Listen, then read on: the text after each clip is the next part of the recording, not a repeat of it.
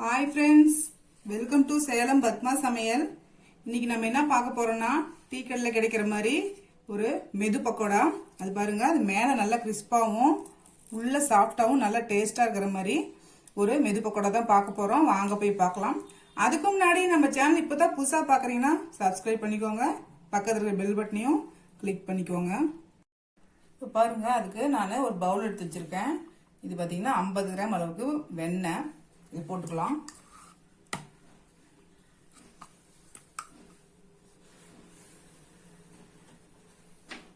இப்போ இதில் 1/2 டீஸ்பூன் அளவுக்கு பேக்கிங் சோடா போட்டுக்கலாம்.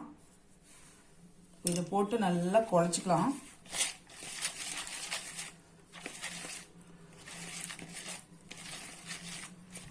வெண்ணெய்க்கு பதில் டால்டா போட்டுக்கலாம். ஏன்னா கடையில் வந்து டால்டா தான் போடுவாங்க. நம்ம அது உடம்புக்கு கெடுதல்னால நம்ம பட்டர் போடுறோம்.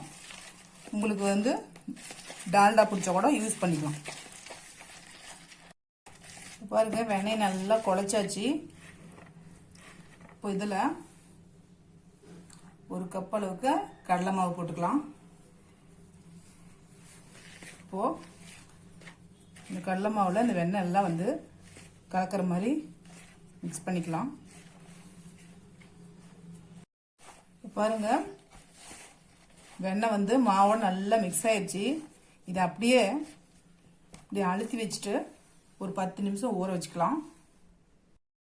இப்போ 10 நிமிஷம் ஆயிடுச்சு, ஓப்பன் பண்ணிக்கலாம்.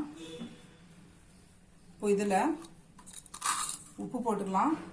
நான் ஒரு 3/4 டீஸ்பூன் அளவுக்கு போடுறேன். 1/2 கப் அளவுக்கு அரிசி மாவு, ஒரு பெரிய வெங்காயம், 2 கொத்து கருவேப்பிலை, ஒரு சின்ன துண்டு இஞ்சி, 2 பச்சை மிளகாய் இதையும் போட்டுக்கலாம்.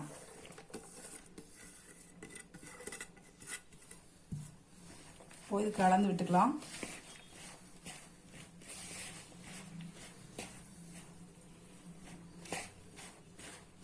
இப்போ தண்ணி கொஞ்சம் கொஞ்சமாக விட்டு மிக்ஸ் பண்ணிக்கலாம்.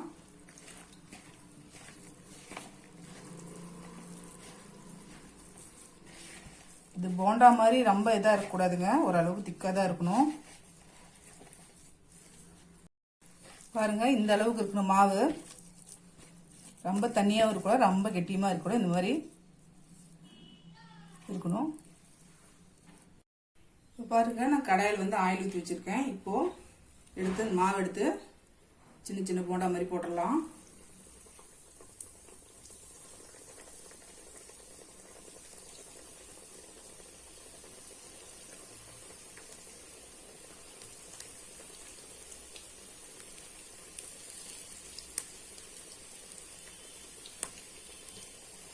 ஃப்ளேம் வந்து மீடியம்லேயே இருக்கணும், அப்போ தான் நல்லா வேகும்.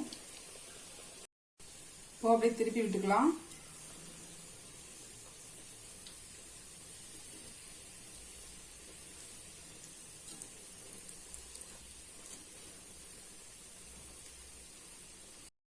இப்போ பாருங்க, வெந்துருச்சு, எடுத்துடலாம். அவ்வளோதாங்க, நம்ம டீ கடை மெது பக்கோடா ரெடிங்க. இப்போ பாருங்க, நம்ம செஞ்ச இந்த மெது பக்கோடா ரெடி ஆயிடுச்சு. கொஞ்சம் டிஃப்ரெண்ட் டேஸ்டா நல்லா இருக்கும். ட்ரை பண்ணி பாருங்க.